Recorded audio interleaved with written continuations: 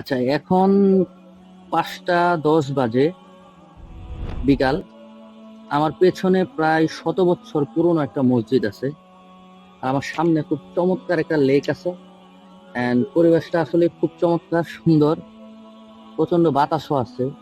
আমি জানি না আসলে আমার কথাগুলো স্পষ্ট শোনা যাবে কিনা।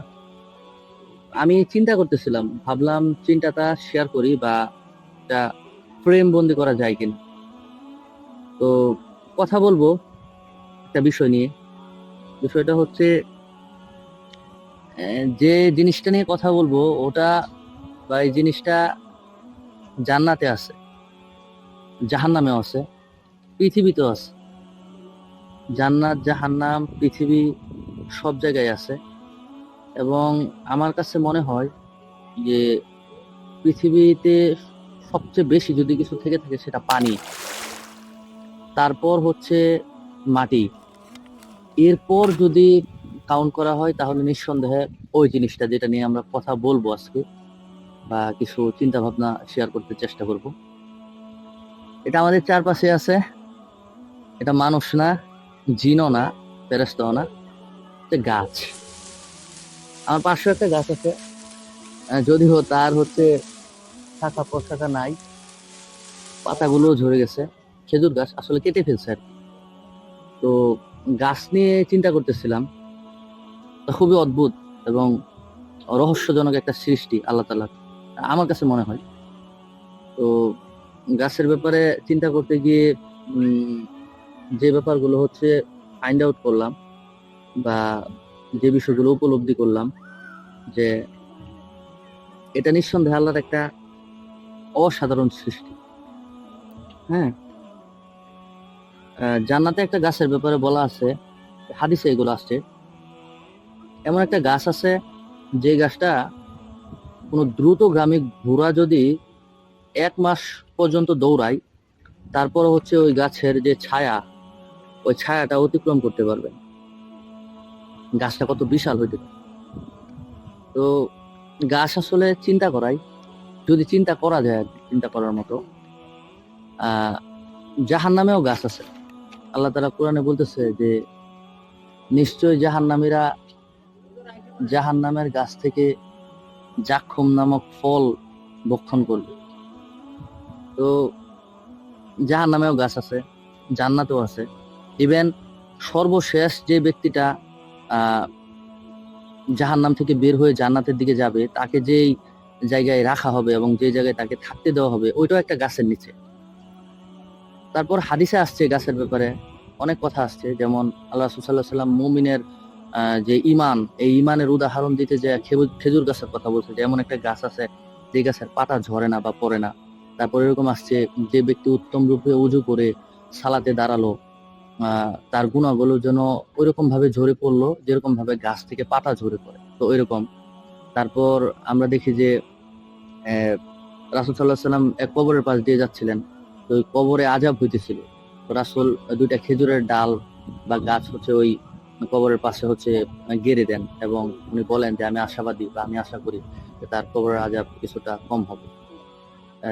ইভেন চমৎকার বিষয় হচ্ছে, সপ্তম আকাশে, অর্থাৎ সপ্তম আকাশে সিদরাতুল মুনতাহাতে যে গাছটা আছে, আল্লাহ রাসূল সাল্লাল্লাহু আলাইহি ওয়াসাল্লাম মেরাজে যাওয়ার পরে, মেরাজ থেকে আসার পরে এই জিনিসটা বলছেন যে সিদরাতুল মুনতাহা থেকে দুইটা নহর বয়ে গেছেন, এর মধ্যে একটা জান্নাতে গেছেন আর একটা হচ্ছে পৃথিবীতে। পৃথিবীতে যেই নহরটা আসছে এটা হচ্ছে নীল এবং ফুরাত। তাহলে আমরা বলতে পারি যে নীল এবং ফুরাদের যেই পানির উৎস, এটা মূলত সপ্তম আকাশে সিদরাতুল মুনতাহা থেকে।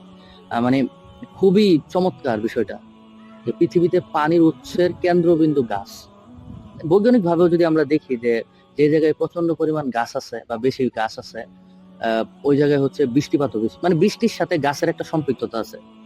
ইভেন পৃথিবীর সর্বমোট অক্সিজেনের 25, মেবি আমি যদি ভুল না করি, 25% সরবরাহ করে অ্যামাজন রেইন ফরেস্ট যেটা।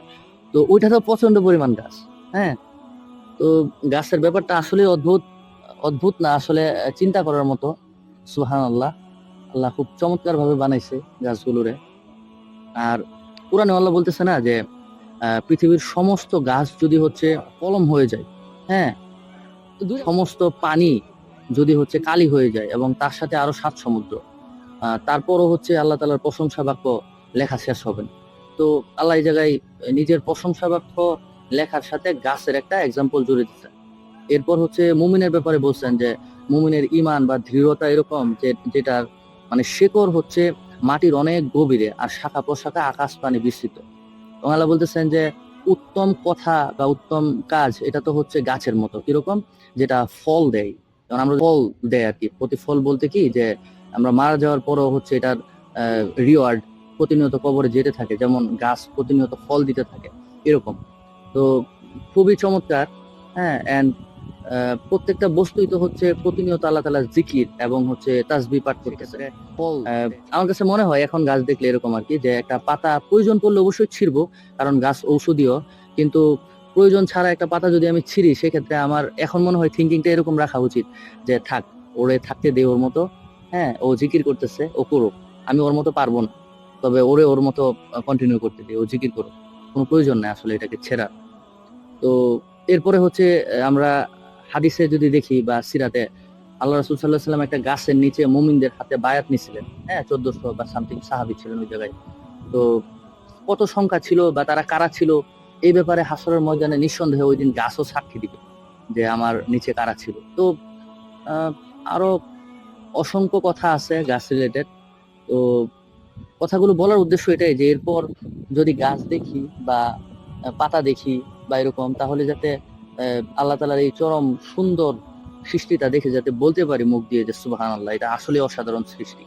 যেমনটা হতে পারে এরকম যে আমরা চাঁদ দেখি, কিন্তু এটা যদি আমরা এইভাবে উপলব্ধি করি যে এটা সেই চাঁদ, যেই চাঁদ 1400 - 1450 বছর আগে আমার নবী হযরত মুহাম্মদ সাল্লাল্লাহু আলাইহি ওয়াসাল্লাম উনি তার চক্ষু দিয়ে দেখে গেছেন। হ্যাঁ, তো আমি এই মুহূর্তে এই জায়গায় বসে সূর্য এবং চন্দ্র এই দুটা জিনিস দেখতে পাই, যেটা রাসূলও দেখে গেছেন। বাকি আমি তো আর আরবে নাই যে রাসূল যেই গলি দিয়ে, তারপরে হচ্ছে যেই শহরে যে জায়গায় ছিলেন, ওইটা হয়তো আমি সচক্ষে দেখেছি না। কিন্তু চাঁদ দেখার সময় আমি যদি এটা উপলব্ধি করি যে এটা সেই চাঁদ যেটা রাসূল দেখছিলেন, এটা সেই চাঁদ যেটা দ্বিখণ্ডিত হয়েছে, এটা সেই চাঁদ যেটা মুসা আলাইহিস সালাম, ঈসা আলাইহিস সালাম, ইব্রাহিম সমস্ত নবীগণ পৃথিবীতে থাকা অবস্থায় দেখে গেছে, তখন চাঁদ দেখার সৌন্দর্য আমার মনে হয় আরো বৃদ্ধি পায়, আরো দ্বিগুণ হয়ে যায়, যে আমি ওই জিনিসটাই দেখতেছি যেটা আমার রাসূল দেখে গেছেন, অথচ রাসূল আজকে পৃথিবীতে নেই। তো এরকম আর কি, গাছ দেখে যাতে আমি বলতে পারি যে সুবহানাল্লাহ। তো আমি দেখি একটু চেষ্টা করি আপনাদেরকে, যে এই যে আমার সামনে খুব চমৎকার একটা ভিউ, লেক। হ্যাঁ, খুবই খুবই চমৎকার। এবং পিছনে হচ্ছে মসজিদ, মসজিদটা প্রায় মানে রং করা হয়েছে, এটা অনেক পুরনো, অনেক পুরনো, নতুন রং করছে। আসসালামু আলাইকুম।